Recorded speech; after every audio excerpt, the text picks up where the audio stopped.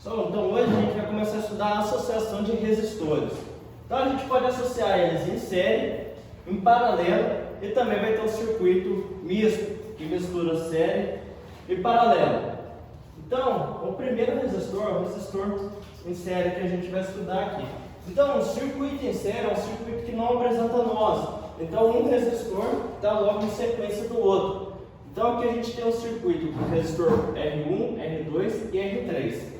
O que acontece nesse resistor em série? Ele vai ser atravessado, todos os resistores vão ser atravessados pela mesma corrente. A única coisa aqui que vai alterar é a diferença de potencial. Então o potencial que vai passar em cada um dos resistores é diferente, mas a corrente é igual. Então se a gente lembrar das nossas fórmulas que potência é a resistência vezes a corrente ao quadrado e a diferença de potencial é a resistência vezes a corrente, então primeiro o que a gente pode falar?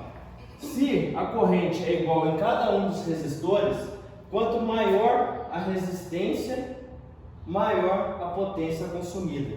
Então o resistor que tiver a maior resistência vai consumir a maior quantidade de potência.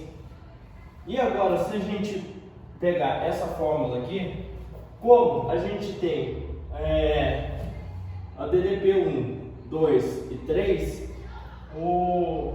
a DDP total é a soma do U1, U2 e U3. Então a gente coloca aqui, ó, o total é igual ao U1 mais U2 mais U3. Então a gente substitui cada um por R vezes I. Então a gente vai ter R vezes I1, não, R1 vezes I, R2 vezes I, R3 vezes I. Como a corrente é toda, como a corrente que atravessa é toda igual, então a gente pode cortar as correntes. Então a resistência equivalente, ou seja, a resistência total do circuito em série é a soma das resistências R1, R2 e R3. Já no paralelo, a gente tem um circuito, mas a gente tem nós entre os resistores. Então, se a gente tem um nó, o que vai acontecer? A corrente que vai chegar nesse nó vai ser dividida para cada um dos resistores. Então, ó, resistor R1, R2 e R3. Então, cada um vai passar uma corrente. Só que nesse caso, agora a DDP vai ser igual. Então, aqui a corrente é igual, aqui a DDP que passa é igual. Então, ó, se a gente pegar potência é igual a potencial ao quadrado dividido pela resistência, o que a gente pode falar? Se o potencial que passa nos resistores é todo igual, então quanto maior a resistência, menor a potência. Quanto menor a resistência, maior a potência consumida nesse caso aqui. Então é o contrário do em série. E agora, se a gente pegar a mesma fórmula, potencial é igual a resistência vezes I, como o potencial é o mesmo em cada um dos resistores e a corrente total é a soma de todas as correntes, então a gente pode falar que a corrente é igual ao potencial dividido pela resistência.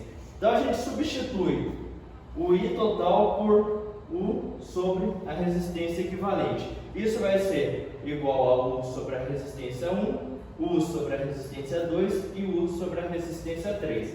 Como o potencial é o mesmo em todos os resistores, a gente pode cortar todos os U's.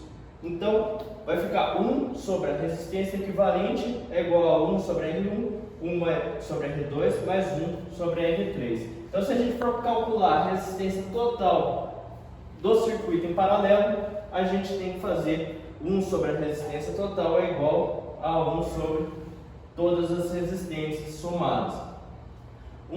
Uma coisa interessante do sistema em paralelo é que, por exemplo, se queima a resistência R1 aqui, não vai interferir no funcionamento dos demais. Diferente desse caso aqui, se queimasse uma resistência, todo o circuito ia parar de funcionar. Aqui não, se queima o R1, o R2 e o R3 vão funcionar perfeitamente. Então, se aqui fosse uma lâmpada aqui e aqui, se essa lâmpada queimasse, os outros iam continuar funcionando. Aqui não, se ela queimasse, ia cortar o circuito, o resto do circuito ia parar de funcionar. São alguma dúvida?